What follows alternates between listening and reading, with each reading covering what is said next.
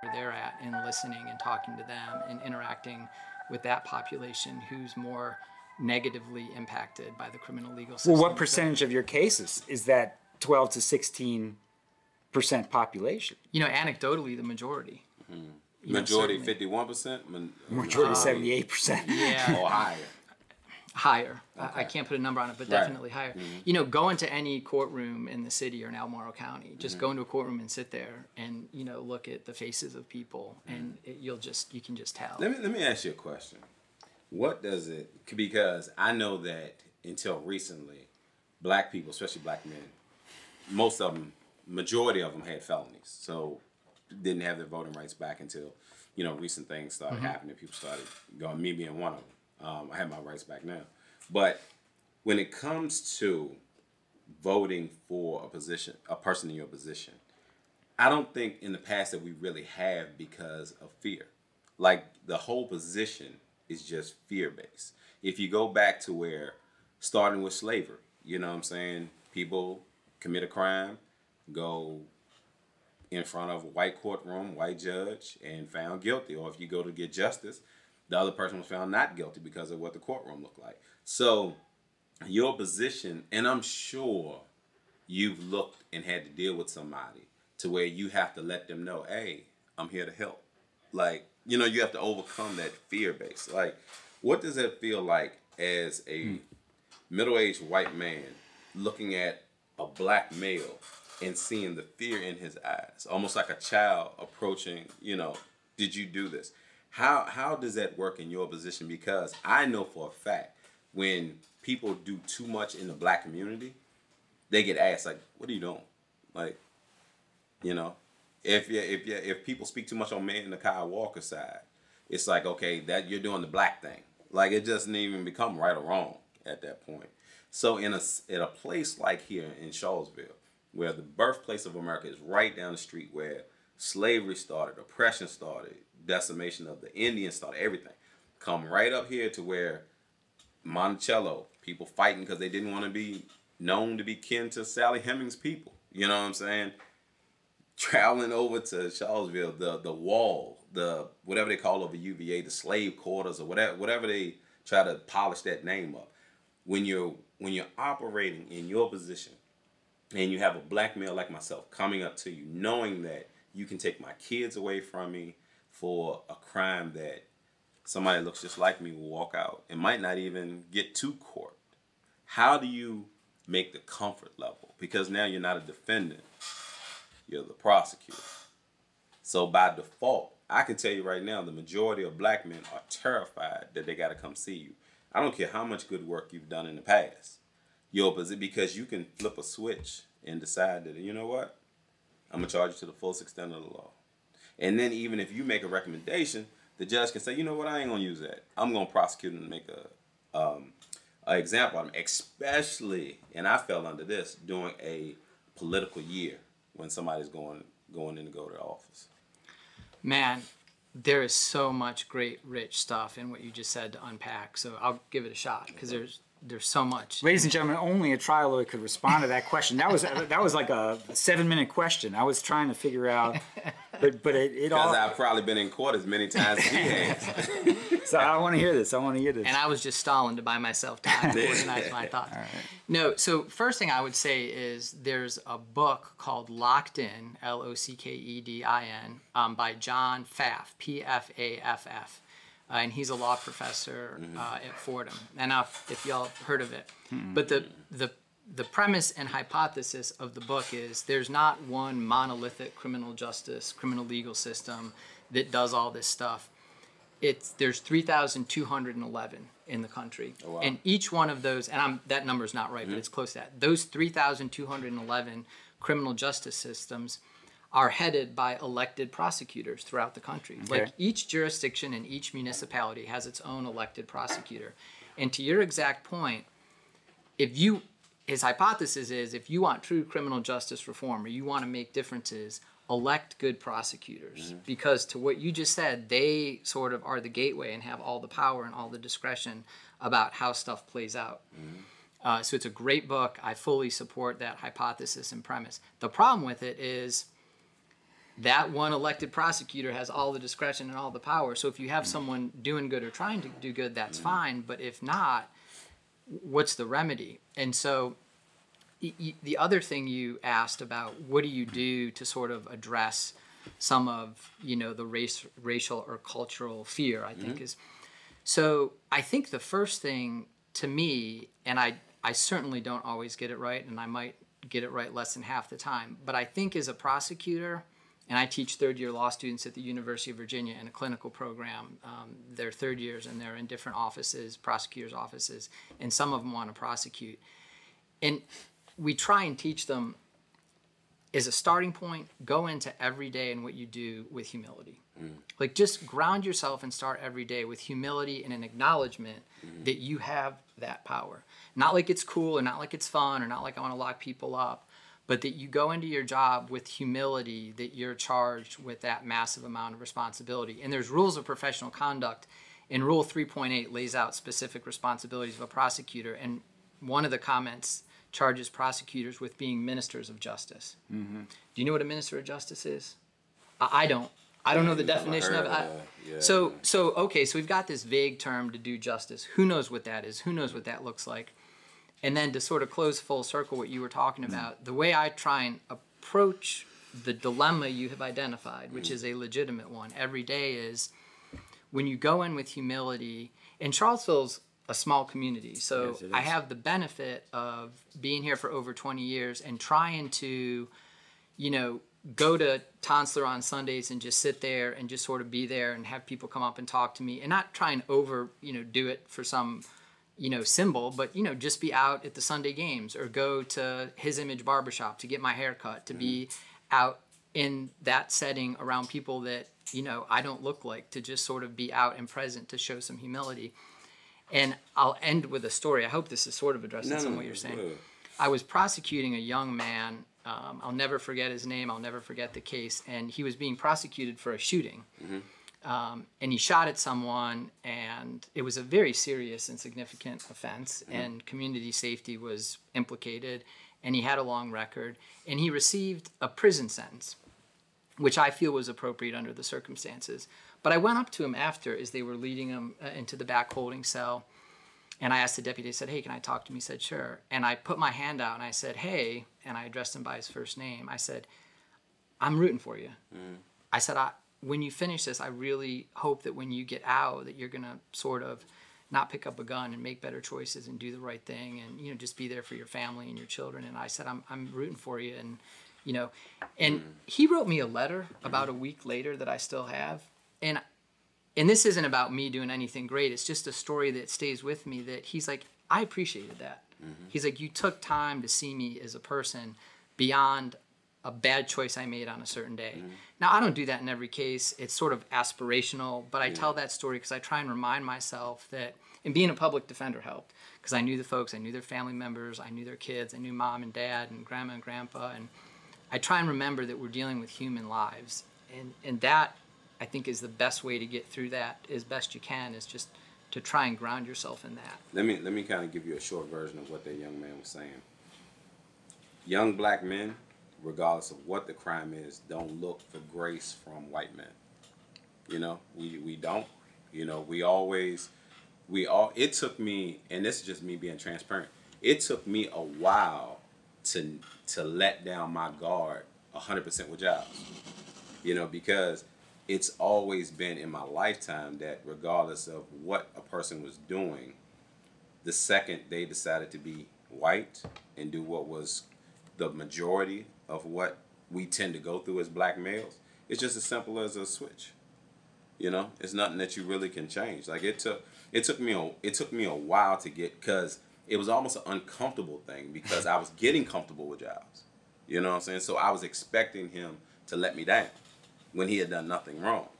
But it's like Muhammad Ali said a long time ago, if it's a pit of snakes, if it's 100 snakes and 2 snakes want to protect me, do I let my guard down on those 2 in hopes that they'll protect me from the other 98? And that can be catastrophic, So that's what, it's these are conversations that black men aren't taught to say openly, like I'm saying right now, for self-preservation. You know, like, man, don't you say that, man.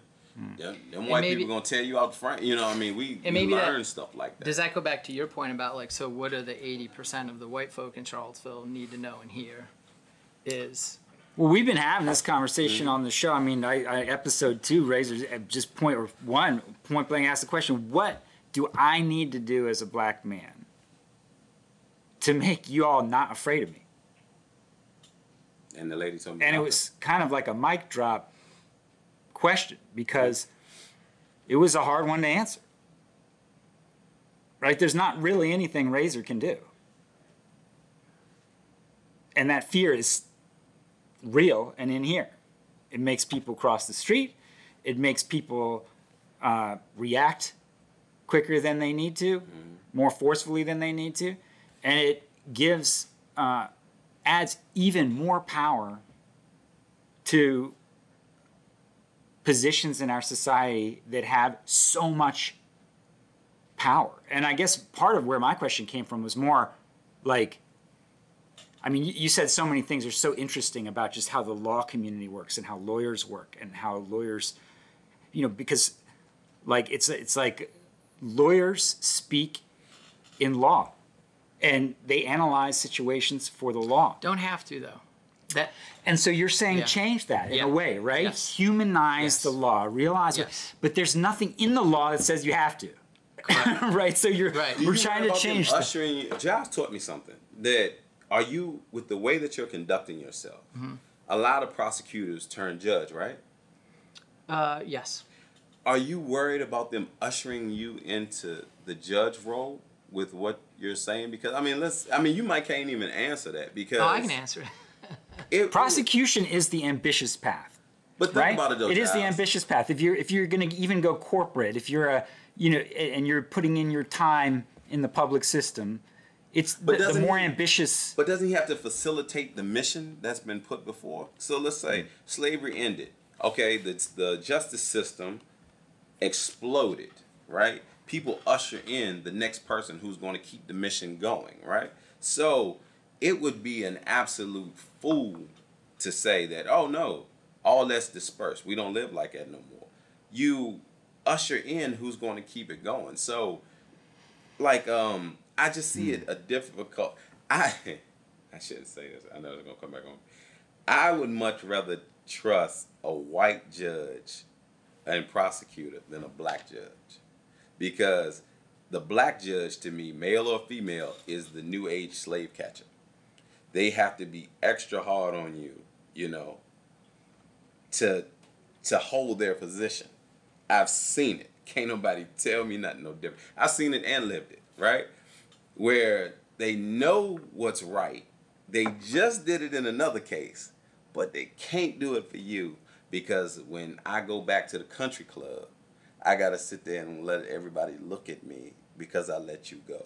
Mm-hmm. When, you know, for lack of a better word, Tom Cruise gets pulled over, drunk, everything he does, chokes somebody out, does, you know, takes a life with everything. And we don't want to send him to jail because it might be too hard on him, because we filled the prison system with blacks, and to send a young white college kid into that jungle just seems unimaginable. But we'll take a black child at 16, 17, charge him as an adult, and then shove him into the court system. Mm-hmm. But black people are supposed to be Americans. You know what I'm saying? Like, it's the craziest thing. I can tell you, I had a great childhood. My dad and mom gave me the best of everything. I was above average when it came to a black community. But everything I learned about the court system was because I was forced into it by racist cops that had agendas, that it was a political year in Orange County for the then prosecuting attorney, who's now judge, who told everybody I was a horrible person when I got out of prison and went to go get my parole done, told everybody how great of a kid I was, that he watched me play football. Same kid, same judge, but it was a political. So he did something to aspire his career. But I had to sit there and take it on the chin and thank him for something that he knew all along. But I was a stepping stone, because I wouldn't snitch on people. Like, I'm going to be honest with y'all, and I'm going to tell the story that my whole family always wondered, like, how did you get in trouble? I never missed a day of school. You know what I'm saying? When they came and got me, they wrote my statement out. They wanted my cousins. They wrote my statement out, told me they'd sign it, send me off to either Fort Union Military Academy or down to Georgia Tech to play football. I wouldn't sign it because it would have took a whole bulk of my family and locked them up. So I traded my life for theirs. This is the first time since I was 18 I've ever told this story. They wrote out my whole statement, just wanted me to sign it, right? In court, when I wouldn't talk, one of the PD Task Force 9 guys said, "Are you going to trade your life for those pieces of shit?" I was like, well, if you know what they're doing, why are you coming after me? Because I could seal the case. I didn't do any wrong, but I was their first cousin, right? So, went off to prison, traded my life for them. Governor Wilder, shout out to him, stepped in and said, look, I'm getting ready to go out of office. I can't release a drug dealer, even though I don't think you had nothing to do with it, but I'm not going to let them take your life from you. When they first locked me up, they gave me 101 years for not talking. When I went to jail, I had 54 years. That's what I went to jail with. I was under the old law, so we only did 25, 35%. Governor Wilder stepped in. I did 10 years, 24 months, ran a concurrent. So I got out in 18 months, right? 21 months total, right? So, and then, you know, everybody said, oh, you turned your life around. My life was never bad. It was crooked cop. When I even went to court, the amount of drugs that they said I had didn't match the amount of drugs that they tried to charge me with. So I stood up and said, no, I had more than that. My mom stood up crying and said, shut up, they're trying to help you. I said, no, they're not. They're putting the drugs back on the street. So they had me in 2 localities. The one prosecutor that had a backbone said, something's not right. Your Honor, we need to drop this case. They dropped it.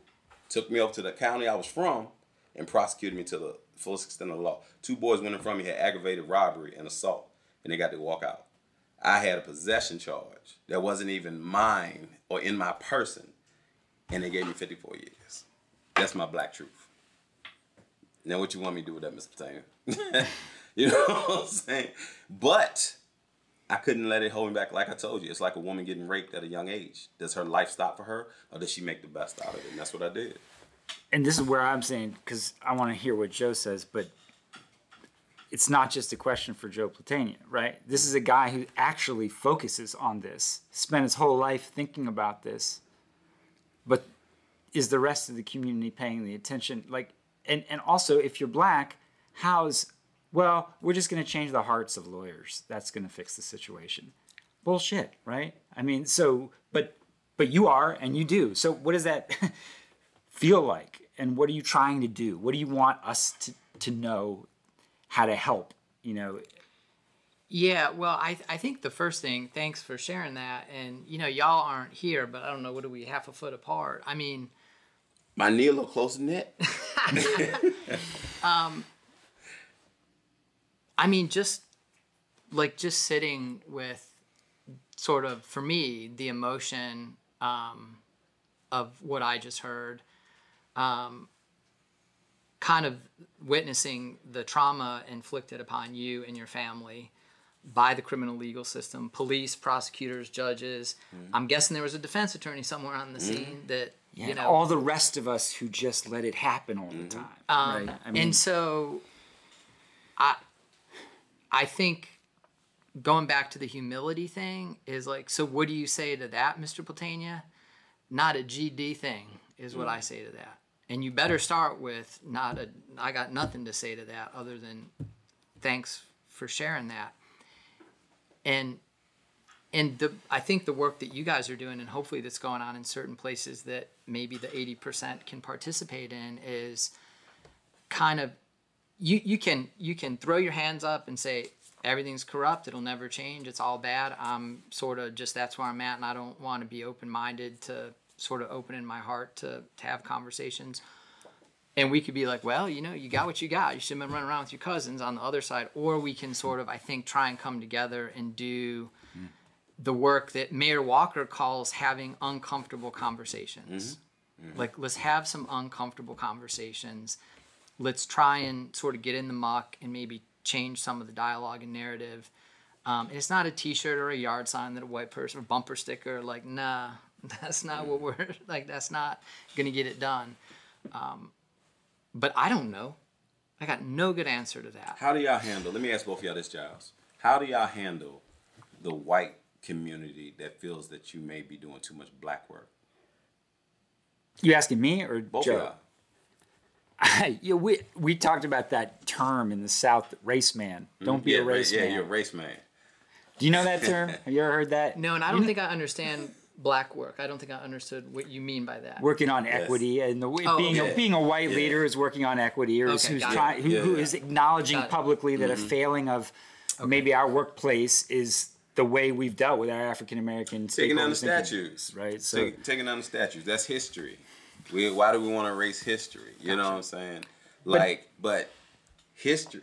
We just had a Native American on here that would tell you what it's like to have history erased. You know what I'm saying? So like that's real erasing history, not taking down a statue or a monument. So, but there aren't many people that look like me, that have my mindset, that have the power to withstand the onslaught that comes from, making these types of changes.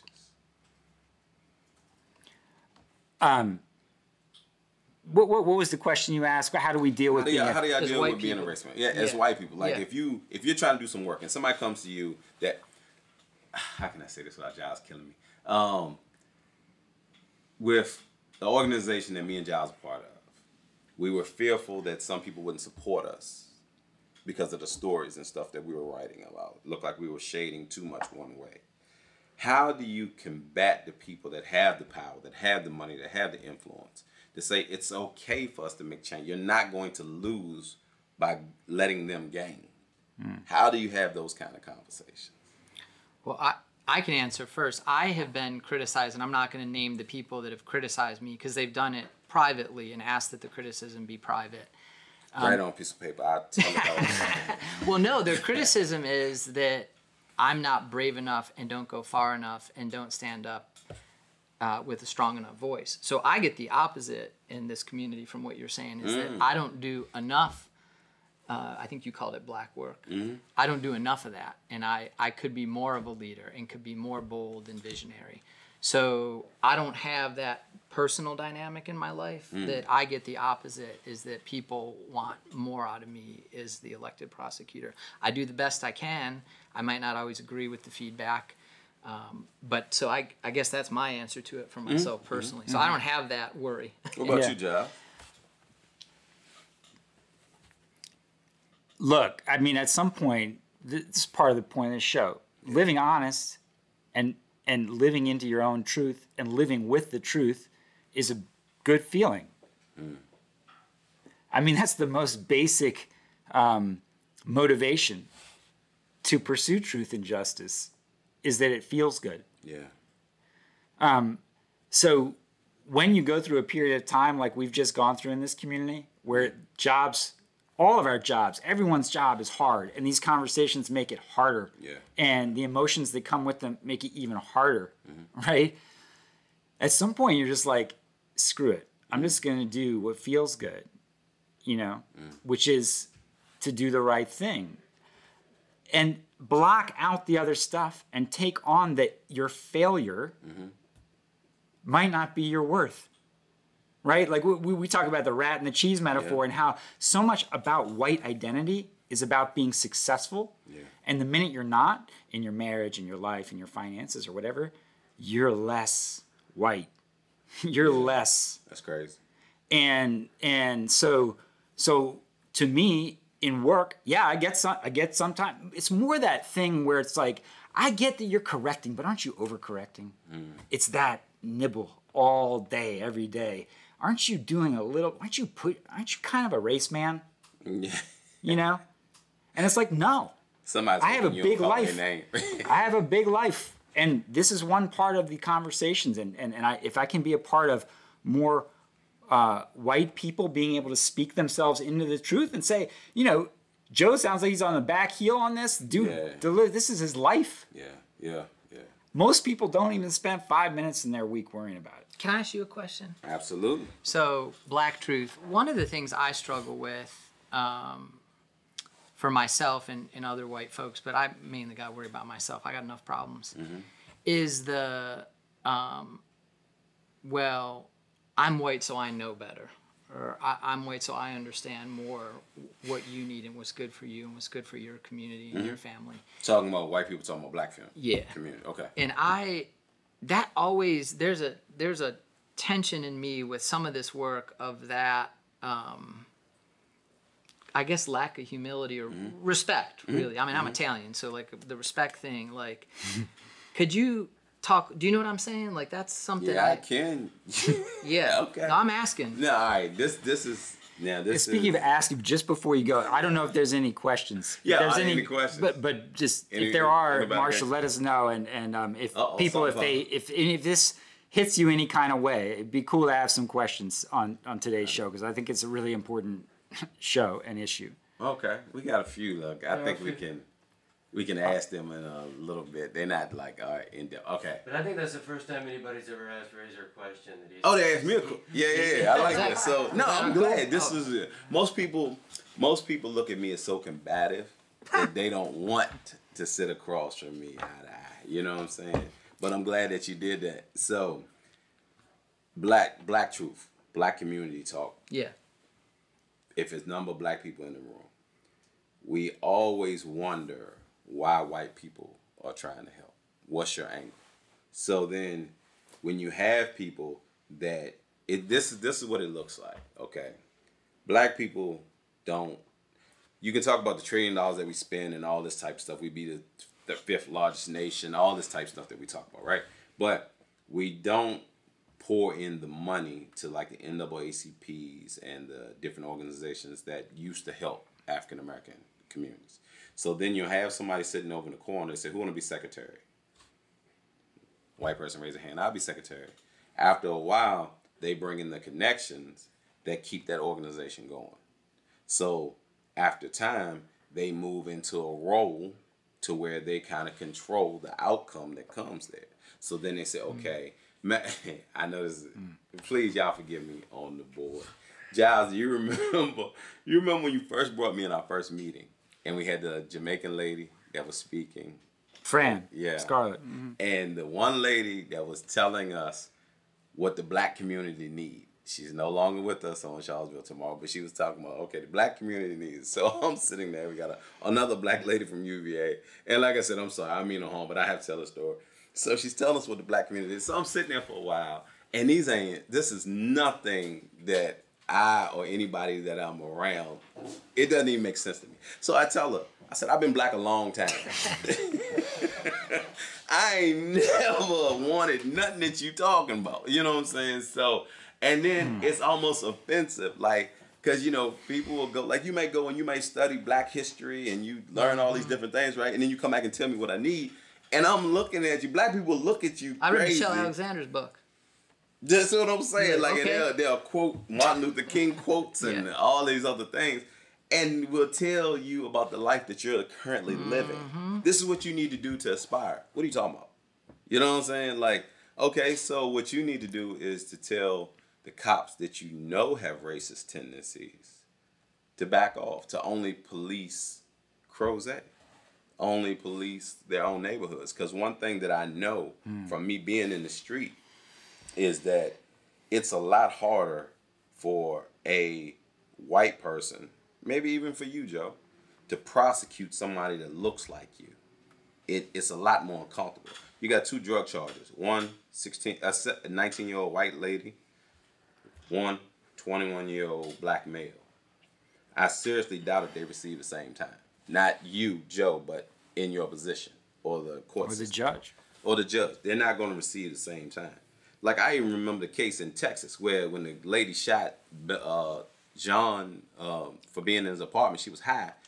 The mindset of the black community was they getting there hugging the lady for killing their loved one, and the judge, you know, it's crazy. Yeah. But you'll never see that out of no black people. You know what I'm saying? They'll tell you why you had no reason to do this, why you shouldn't have been in that position. It's all these justifications. So, do white people need to be telling black people what they need to be doing? No. You know what I'm saying? So if you don't feel that somebody can do right with the money, the resource that you give them, and tell them to, okay, this is what you need, I'm going to ask you, and then take care of yourself. But I'm going to take care of you, but I got to be over control of it. I got to be the overseer. That term hasn't changed, whether it was on a boat, bringing people over here with a whip, or how I control your pay and what you get for your job, promotions, and things of that nature. But is it as simple as, instead of telling black folks, if you just flip it and use the word asking, is it Is that oversimplifying? Like just come in and say, well, at that point, it's too much power given to the black community. If I ask you what you need and then I supply your needs, then that makes you self-sufficient, and I can't let you up the totem pole. So then you have African Americans like myself. Like, even though I fell under every pitfall that they say a black male is, even though I was set up in mine, I hadn't done wrong. I was just thrown into it because of who my affiliation was. I can't help who I'm kin to. Wasn't that I was running around with my cousins. We didn't hang in the same place. But we were so small that we used to take baths in the same bathtub. They know, they had pictures of me. They used to come to watch me play football. They were my family, you know what I'm saying? But that was enough to say, okay, we can put the squeeze on him. We'll take your life if you don't help us take theirs. Like, I don't see what the difference is between if I go out here and shoot a man and then you give a man life in prison. How are you not the same murderer that I am? Let me joke I asked you, because this is tough ones, and I'm thinking about just also Charlottesville and what we are, and because these are big conversations, but we also try to ground it here, and we're here, and our viewers are here, and we're only interesting because we're here in a way, and but Charlottesville is also like Lawyer Town, USA, UVA law. Long history of people. My daughter. I got a daughter going to law school, North Carolina Central, graduated from Virginia State. Deja, I love you, sweetheart. It's my second oldest daughter.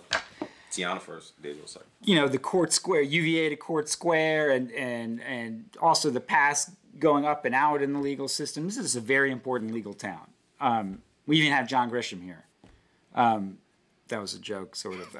But Sorry, I don't have a laugh track. Yeah, but white truth. Yeah, he wants somebody to get pulled over. But laughing at the wrong joke. It's a lawyer town. It's an ambitious lawyer town, right? But then at the same time, you think about what Razor's talking about, and it's like,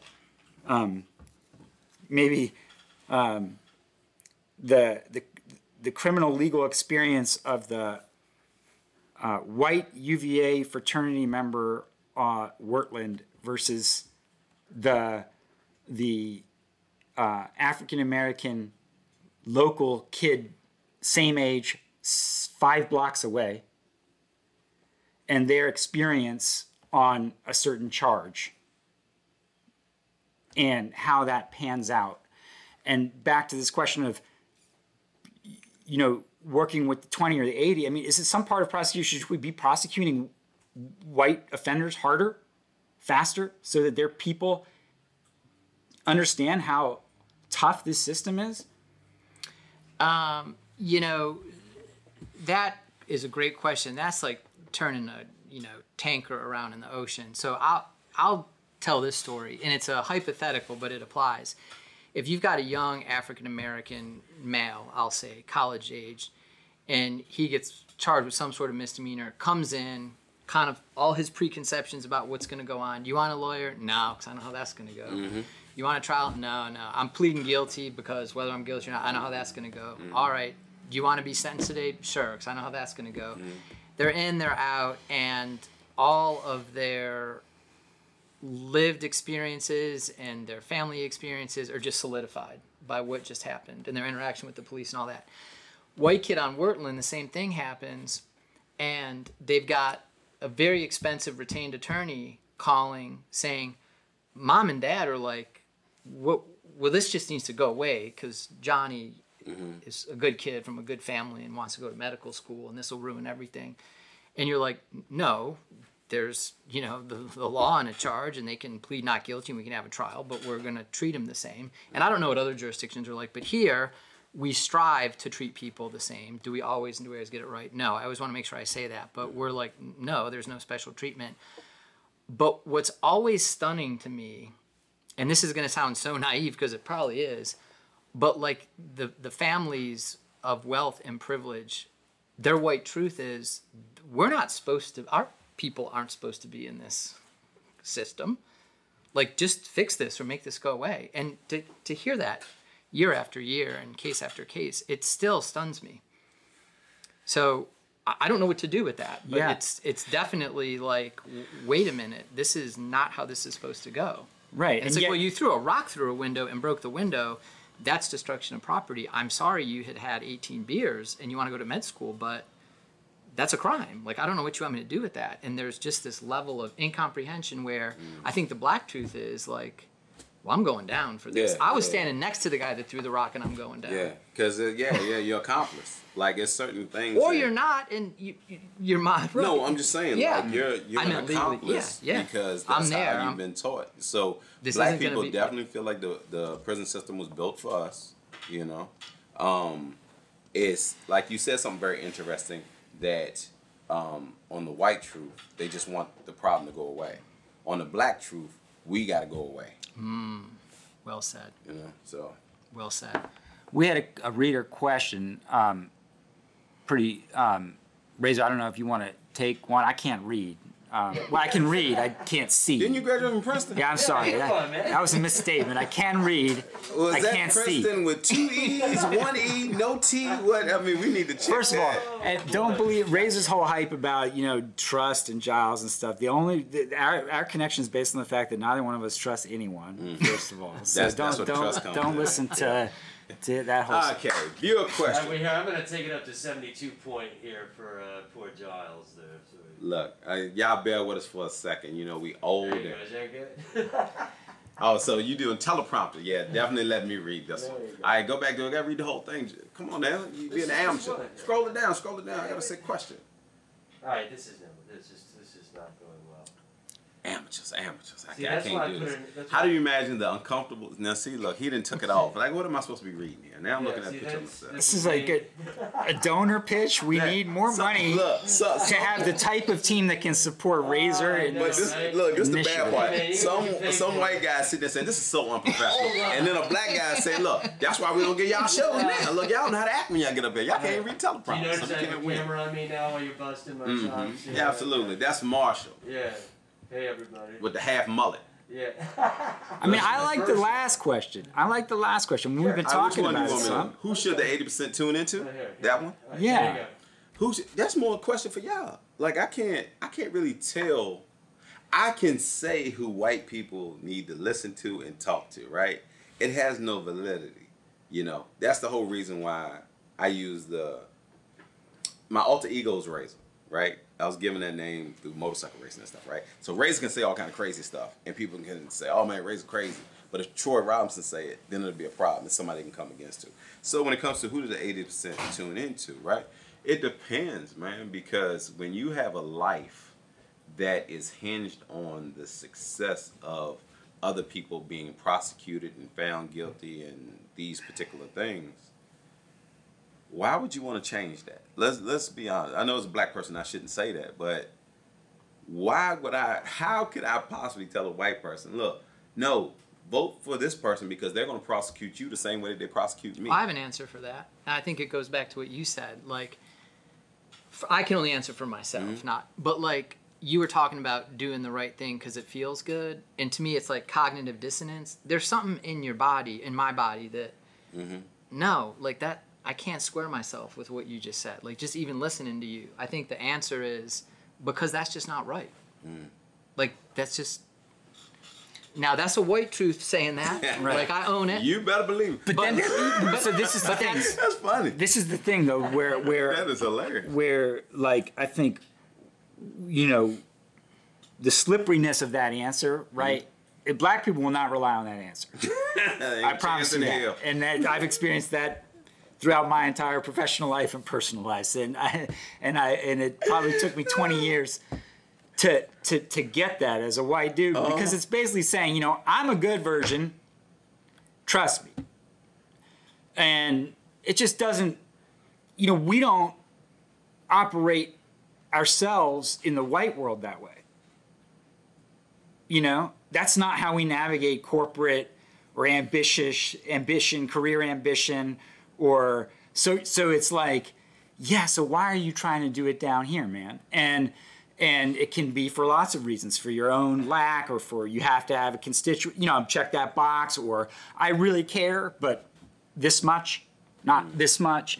We all have our own answers, right, for working within equity or struggle or however, but at the end of the day, we get to go home, back to our power and privilege and ability to navigate and avoid. And what I keep coming back to in these conversations is that, like, sort of, until we stop navigating in our own world these ways, we won't stop causing the damage and violence that we cause where the power differential in the system are latched up to it. Because we see the outcomes. You see the outcomes probably more than any other person in their professional capacity day in and day out, I would hazard a guess. But if that's what you're bumping into is a mistrust and it doesn't feel right, and not trust me, but like my heart's in the right place, and that's going to be totally rejected for understandable reasons. So what's the next step then? I mean, let me say this, Giles. Changing the prosecution patterns. Oh, I'm even talking too. I think he's talking more broad. Yeah, I know. I know you are. This is one thing I want to say before we go. We only got a couple minutes left. It's like, this went fast. And certainly when it comes to like prosecutors, lawyers, and stuff, right? One of the, I know I shouldn't say it, but so one of the council members practices law, right? So in a meeting, they got upset at a person because they told them that they may not be able to understand the plight of the black person in the community, right? And the person's rebuttal was, I deal with black people on a daily basis probably more than you. If you're a public defender and most of your cases are black, stop claiming that you're around black people. Yep. You know what I'm saying? Like, that is, I was screaming at the TV, but the person that they were talking to seems to come out with the craziest stuff that they say and put themselves in situations all the time, that it had to be them. God wouldn't let it be somebody like me that he answered something like that. You know what I'm saying? That's a dinner bell. You know what I'm saying? So one thing, people in your jobs that you deal with, low income, minorities, things and that, stop claiming that you're helping black communities and that you've had 2 black people over your house and things of these nature, and acting like that's suitable. Because a person like me is going to call you out publicly. Now I know they said, man, we got to get him off the air because he going to cause trouble. He going to stir the pot. Yeah, that's what I'm here for. I'm just here to start the conversation so the next person can take off. I don't expect to make it to the end goal of everything that happens. I just want to get the conversation going. But certain things just need to be said. Joe, thank you so much for doing this. Yeah. Not an easy conversation to have, and Razor and I get to do it with each other week in and week out and build kind of trust and vocabulary around it. So I really appreciate you just showing up. Any last final thoughts from your seat, takeaways? No, ideas? I mean, I'm hoping that we can continue it and that you'll have me back. I think you touched on something really important for me to take away and reflect on is I go back to a certain place in a certain environment and culture and standard of living and privilege that that was just really well said as I go back to that place. So some of these conversations are, we should admit are a little bit, That's not enough. Admitting isn't enough. Like, as Giles said, you got to have some skin in the game. Yeah. It's to get to where we need to go, it's going to cost you something. Like, Has to. As I get hit in the mouth, you got to get hit in your mouth too. Yeah.